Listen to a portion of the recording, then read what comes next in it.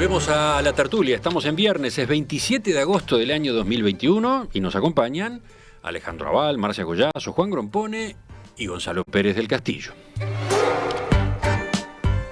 Cambiamos de tema, cambiamos de, ¿cómo decirlo?, de tono. Esta semana Argentina está homenajeando al escritor Jorge Luis Borges con 4 días de actividades en su honor. El reconocimiento comenzó el pasado martes 24, cuando se festejaba el Día del Lector y además los 122 años del nacimiento de este célebre narrador, poeta, ensayista. Nadie rebaje a lágrimo reproche esta declaración de la maestría de Dios, que con magnífica ironía me dio a la vez los libros y la noche. De esta ciudad de libros hizo dueños a unos ojos sin luz que solo pueden leer en las bibliotecas de los sueños los insensatos párrafos que ceden las albas a su afán. La escritora Vivian Draña, una de las organizadoras de los homenajes, dijo, hablando con la agencia EFE, que este año se busca dejar lo académico en segundo plano para atraer a nuevos lectores. Lo que queremos es que no haya tanto prejuicio de que Borges es difícil de leer, de que es barroco o de que hace citas tan complicadas que no las podemos seguir, continuó diciendo. Bueno, aprovechando esa consigna, justamente Juan planteaba una pregunta. Juan, te escuchamos. Bueno, esa pregunta, ¿no? Si Borges creo que a veces es hermético, pero también a veces es accesible, hay de todo. Y entonces yo lo que me proponía era que cada uno de nosotros planteara lo que más le gusta de este prodigioso escritor, ¿no? Es decir, yo quería hacer una lista quería comunicarle a los oyentes o a los interesados qué es lo que me gusta, qué son las cosas que más me gusta de Borges, ¿no? Es decir, ayer tomé el tomo de las obras completas y miré todo donde estaban los señaleros y repasé todas esas cosas que quiero contar. Pero las recomendaciones van por el lado de los textos accesibles o de los textos áridos. Van por los textos que a mí me parecen interesantes y que pueden estar dirigidos a un público que seguramente no lea Borges. Por ejemplo, perfecto. Tiene que ver, por ejemplo, con la informática. Es decir, Borges era un informático a pura intuición, con 0 formación académica, es decir, no tenía formación académica en informática. Sin embargo, hay una cantidad de historias y de poemas que tienen un alto contenido de manejo de la información que es asombroso, ¿no? Adelante. Eso es lo que yo quería recomendar. Bueno, dejamos un poquito de suspenso. Bueno. Y hacemos girar la palabra. ¿Quién va ahora? ¿Marcia? Bueno, Borges es un personaje muy importante incluso en mi historia familiar, porque les quería contar que mi madre, que fue escritora, ganó un concurso en Buenos Aires allá por 1979, creo, que uno de los jurados era Borges. Y bueno, viaja, imagínense lo que fue para toda la familia, viaja a Buenos Aires y Borges le entrega el premio, que era un diploma y una medalla, y se saca una foto con él, foto que en algún lugar conservo, pero que hoy no la pude encontrar para mostrarla. Y mi madre le da un libro para que se lo dedique. Y Borges, que ya en ese momento parecía ceguera, toma la lapicera que alguien le da, firma el libro, y ahí termina el incidente, y cuando mi madre abre el libro para leer la dedicatoria, advierte que la lapicera no tenía tinta, no tuvo tinta en ese momento.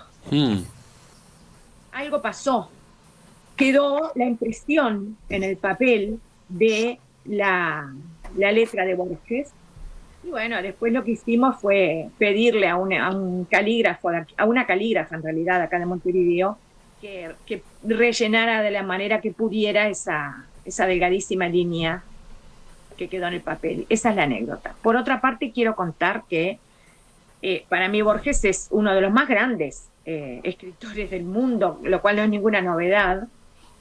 Pero además ese amor que tenía por el Uruguay, que él mismo declara que su abuelo, él siempre dice que él es medio oriental y que además él fue concebido en Uruguay.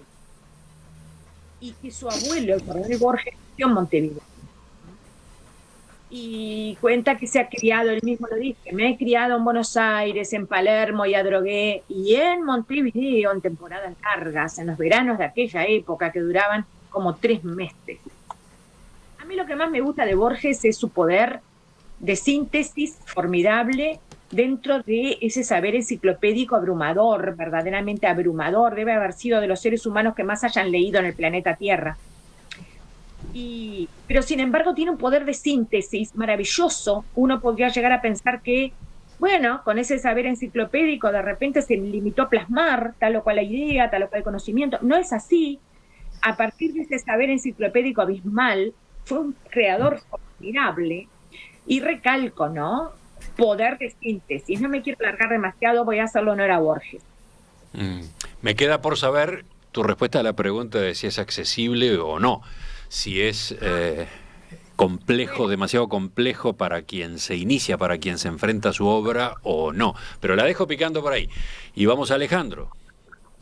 Bueno, lo primero, como un dato curioso, es que efectivamente, según decía Marcia, él se sentía muy vinculado a Uruguay.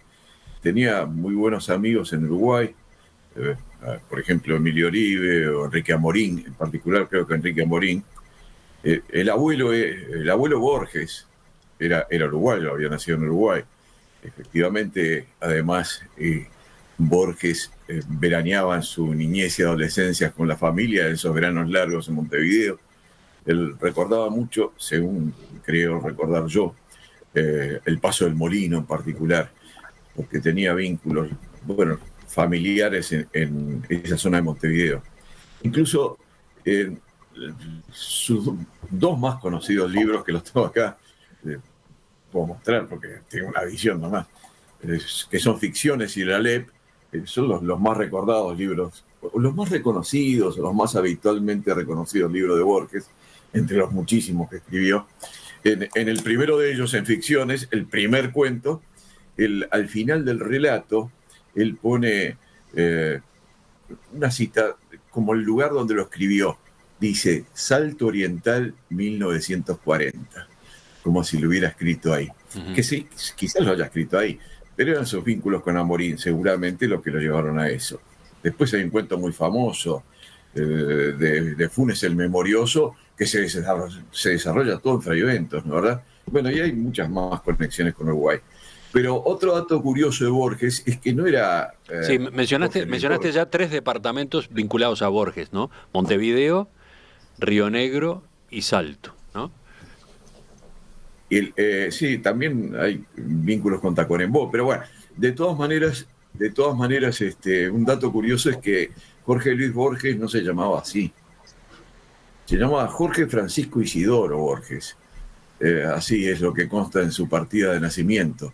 Lo que pasa es que en el bautismo lo bautizaron Jorge Francisco Isidoro Luis.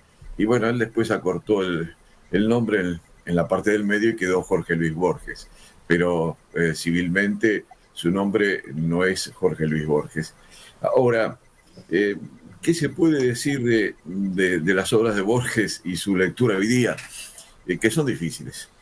Son difíciles y hay que leerlos más de una vez. Yo hacía mucho que no leía nada de Borges, realmente hacía mucho. Uno tiene tantos libros, es tan impresionante la cantidad de obras a las cuales se tiene acceso hoy día, que, bueno, hacía mucho tiempo que no leía nada de Borges. Y traté de leer ahora, antes de esta sesión de la tertulia, traté de releer algo de Ficciones, que era el libro que mencionaba, y realmente me doy cuenta de que no debe ser muy accesible para las generaciones jóvenes la lectura de Borges.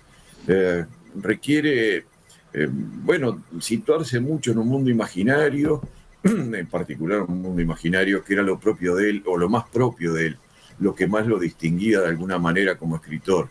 que es formidable, es extraordinario. Cuando uno lee, por ejemplo, el Aleph, el cuento final del libro que él tituló el Aleph, es realmente formidable el grado de imaginación que tenía Borges, ¿no, verdad? Y para ubicarse en eso, no creo que en una generación tan mediatista como la de los millennials, para tratarlo de alguna manera en el tiempo, le resulta accesible la lectura de Borges. En fin, sería muy, muy inspirador que pudieran las nuevas generaciones dedicarse a leer Borges, pero realmente lo dudo. Bueno, acá aparece la visión de Alejandro, que sí se animó a contestar la pregunta. Vamos entonces a Gonzalo a ver qué dice. Bueno, primero yo voy a, como siempre dice, aquí por suerte tengo una pequeña biblioteca acá arriba en el altillo y estaba el libro de Borges, aquí están la historia completa, si ustedes ven. Obras completas. Obras completas de Borges. Así que voy a decir primero, después de haber presentado credenciales, voy a decir que Borges es un genio. Y los genios no son entendibles normalmente. Nadie entiende a Einstein. Y muy poca gente entiende las últimas etapas de Picasso. Son muy poco comprensibles. Tenés que ser verdaderamente un experto, tenés que ser un estudioso para poder entender a Borges en su totalidad. Para contestar la pregunta de Juan, yo empezaría para quien no ha leído a Borges, yo empezaría por leer los cuentos cortos. La historia universal de la infamia es muy fácil de entender y muy entretenida. Pero yo diría que ya Funes el Memorioso y el Aleph que mencionó Alejandro ya tienen otro grado de complejidad. Ahora, si querés llegar a la verdadera complejidad, ya que estamos acá, les voy a contar una cosa para mostrar a la gente quién es Borges. Y acá hay un pequeño cuentito, no sé si ustedes lo leen, que es sobre Pascal. Uh-huh. Tiene una página, porque en la próxima página ya hay otro cuento que tiene que ver con otra cosa. Así que esto es una sola página. En esa sola página, Borges cita a Hamlet, a Valéry, a Copérnico, a Kepler, a Bruno, me imagino a Giordano Bruno, a Lucrecio, a Spencer y a pasajes de Corintios de la Biblia.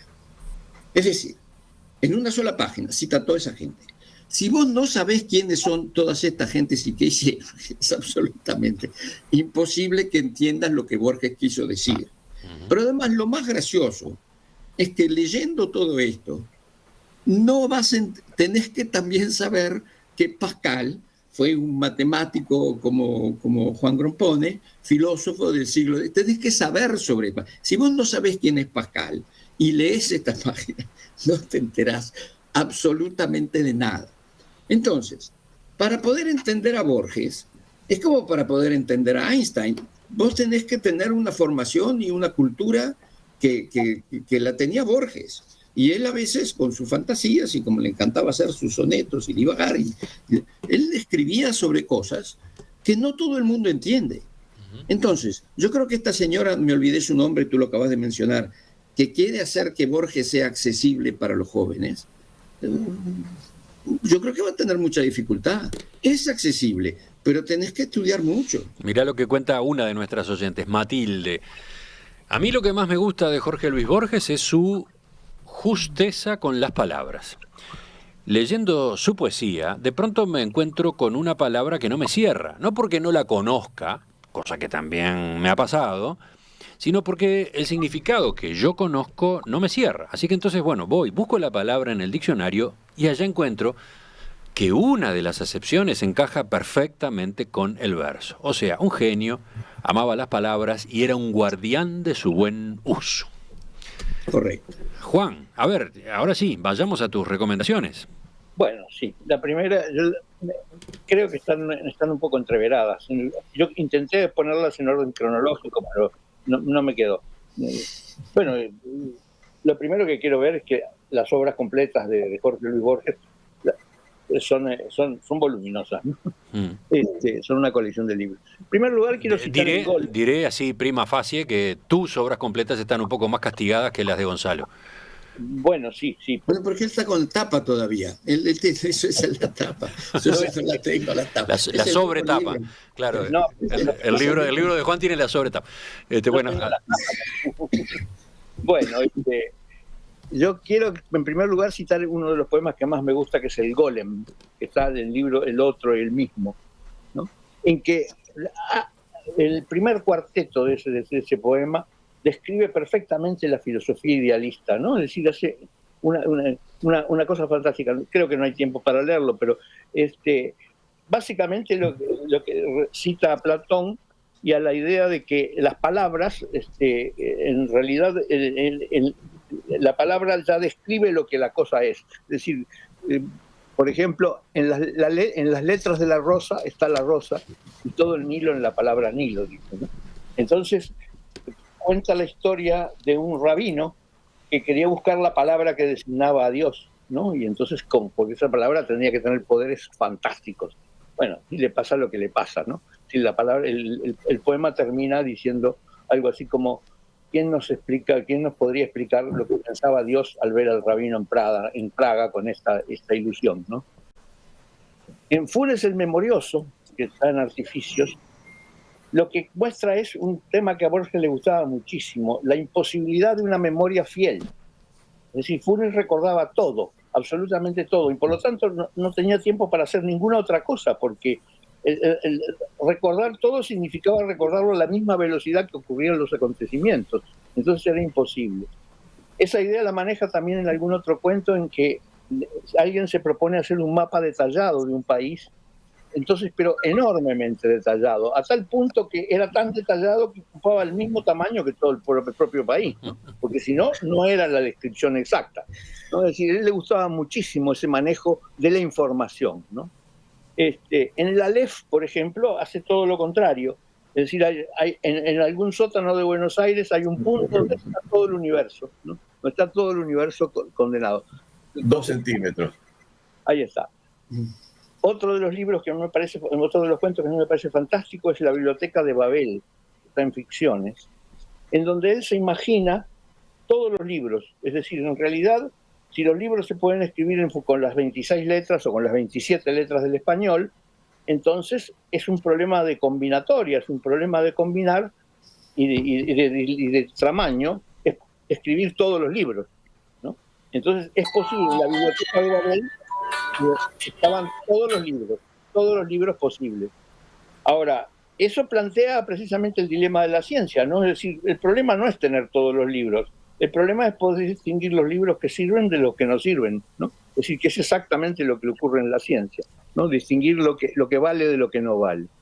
En el jardín de los senderos que se bifurcan también se plantea la recursión, es decir, el regreso hacia atrás. Pero donde mejor plantea el regreso hacia atrás es en el ajedrez.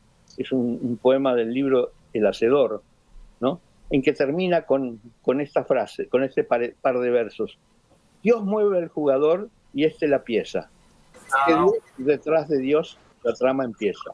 Es decir, que es la mejor descripción del retroceso al infinito y de la recursión, ¿no? Es decir, que en realidad esa partida de ajedrez es una sucesión de infinitas cosas que no tienen fin. Entonces, bueno, estos eran los cuentos, las cosas que puedo decir de Jorge Luis Borges. Pero además tiene otra cosa que también me parece muy importante, que son los cuentos policiales de Isidro Parodi, que son muy divertidos, porque son una tomada de pelo a las historias policiales. Isidro Parodi, el detective, está preso, ¿no? Y desde la cárcel resuelve los casos, ¿no? Está escrita junto con Bioy Casares, y es algo extraordinariamente divertido y una crítica muy fantástica a la novela policial. No hay que olvidarse que Bioy Casares y Borges crearon la colección El Séptimo Círculo, que era una colección muy conocida de novelas policiales. Es interesante ese aspecto de la carrera de Borges, ¿no? Su trabajo a dúo con Bioy Casares. Sí. No es tan habitual eso, ¿no? En un escritor. No, para nada. ¿Qué dicen los oyentes? Por ejemplo, veo este mensaje de Nicolás, que escribe desde Berlín. Creo que si bien puede ser difícil leer algún cuento de Borges, ofrece puertas de entrada a su obra. Y de ahí los nuevos lectores pueden ir saltando a mayor complejidad. Otro de los mensajes, este lo manda Lucía, a ver si lo encuentro, dice, pensaba que Borges era imposible hasta que tuve clases con Hugo Achugar. Él nos mostró sus mecanismos internos. Bueno, vaya desde acá, entonces también el saludo y la felicitación a Hugo, que ha estado más de una vez invitado en estas tertulias. Bueno, aquí lo reconocen desde la audiencia. Alejandro, ¿qué ibas a decir? Quería decir que en toda la obra de Borges también hay que tomar en cuenta lo que fue su vida, que es imposible de resumir ni en 10 minutos ni en media hora, pero su relación con las mujeres, por ejemplo, ¿no? que tuvo una cantidad enorme de relaciones más o menos íntimas y muchas de amistad con una cantidad de mujeres. Formalmente se casó 2 veces, nada más. Una ya hace muchísimos años, por el 60 y algo, con Elsa Stete, pero estuvo nada más que 3 años casado. Y después, al final de su vida, pocos meses antes de fallecer, a los 87 años, se casó formalmente con María Codana, con la cual se llevaba nada menos que 45 años de edad. Pero bueno, era su asistente, escritora, ayudante, como él la decía. Recordemos que estaba prácticamente ciego del todo, casi ciego del todo. Y otro aspecto de su vida interesante es que en algunos momentos él dijo que era ateo, en otros momentos se confesó agnóstico, pero curiosamente él contaba que hasta sus últimos días, todas las noches al acostarse rezaba un Padre Nuestro y un Ave María, porque era lo que su madre le había enseñado y bueno, lo quería, sentía una relación muy especial con su madre, ¿no verdad? Y incluso al fallecer y a su pedido recibió la extrema unción de un sacerdote católico. Pero bueno, esas son nada más que algunos pequeñísimos rasgos de lo que fue una vida que es imposible, como decía hace unos minutos, resumirla ni en media hora que hablemos acá. Pero lo hace interesante y particularmente interesante conocer de su vida, que insisto, no la podemos resumir ahora, a los efectos de poder, interiorizarse y entrar en la lectura de ese vastísimo campo que comprende prácticamente todos los géneros literarios. En fin. Martín dice, al igual que ocurre con Onetti, cuesta entrarle, pero una vez adentro vale la pena cada releída. Cada releída. ¿Marcia? Bueno, sí, yo creo que es así, que Borges es un autor imprescindible para la juventud, por más que tenga, no me parece obstáculo o impedimento el hecho de que sí tenga pasajes bastante complejos, al contrario, me parece que recordemos que en el propio método escolástico de los españoles, primero en España y después en la colonia, se los exponía, se les inculcaba un poco el desafío, ¿no?, de asomarse a autores muy complejos, precisamente para entrenar de alguna manera su intelecto. Bueno, me parece formidable, ¿no?, la oportunidad de hacerlo con Borges, que tampoco es complicado en todo, ni mucho menos. Uh-huh. Por ejemplo, en uno de sus cuentos, biografía de Tadeo Isidoro Cruz, que es uno de esos cuentos que yo digo que lo universal está condensado en lo criollo, lo universal está condensado en lo rioplatense y en el ambiente rural, y tiene muchísimos ejemplos de eso. Dice, por ejemplo, había corregido el pasado, hablando de Tadeo Isidoro Cruz. En aquel tiempo debió de considerarse feliz, aunque profundamente no lo era. Es una frase típica de ajuste, de síntesis, ¿no? Pero hay una cosa impresionante en Borges y es la apelación a un destino. Y fíjense cómo dice después. Lo esperaba, secreta en el porvenir, una lúcida noche fundamental, la noche en que por fin vio su propia cara, la noche en que por fin escuchó su nombre. Bien entendida, esa noche agota su historia. Mejor dicho, un instante de esa noche, porque los actos son nuestros símbolos. Fíjense, qué tremendo poder de síntesis, casi filosófico. ¿Quién va por la segunda vuelta? ¿Falta la de Gonzalo, supongo? No, yo digo, creo que más o menos estamos todos de acuerdo. Tal vez Juan esté de acuerdo en los cuentos con otra forma de que a mí se me pasó, los cuentos con Bioy Casares, cuentos de orilleros, y estos son muy entretenidos. Tiene cuentos muy entretenidos, Borges. Y más fáciles de leer, capaz. Si uno quiere comprender a un genio, tiene que estudiar. Y lo que dice la oyente de que ella, para poder entrar, tuvo que tomar clases y entender qué es lo que hay detrás de todo esto, es así. Y yo creo que con Onetti pasa exactamente lo mismo.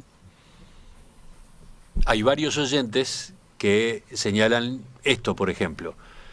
Hay que mencionar sí o sí Milonga para los orientales, Sí. un poema notable sobre la hermandad entre Argentina y Uruguay. Vamos a escucharla justamente en el final, y dicha además por China Zorrilla, de una grabación tomada del portal montevideoantiguo.net.